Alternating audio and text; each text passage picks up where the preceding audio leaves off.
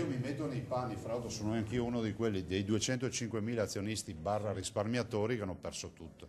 Io non ho fatto la transazione perché non potevo farla. Il presidente del Veneto, Luca Zaia, uno degli oltre 200.000 risparmiatori che hanno visto ridotto in fumo titoli e azioni delle popolari venete, torna in campo dalla parte dei più deboli e molto preoccupato per i lavoratori degli istituti di credito all'indomani dell'avvio dell'azione di responsabilità da parte dei nuovi vertici della Popolare di Vicenza.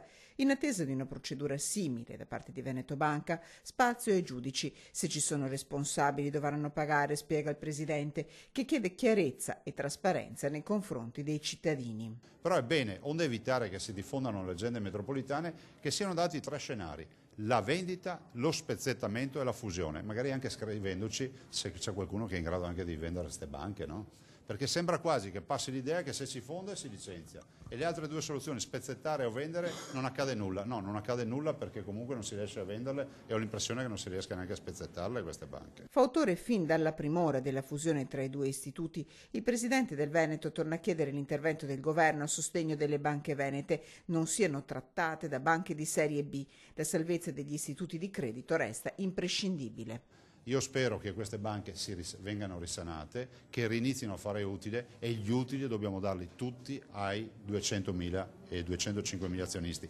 partendo dalle persone più in difficoltà.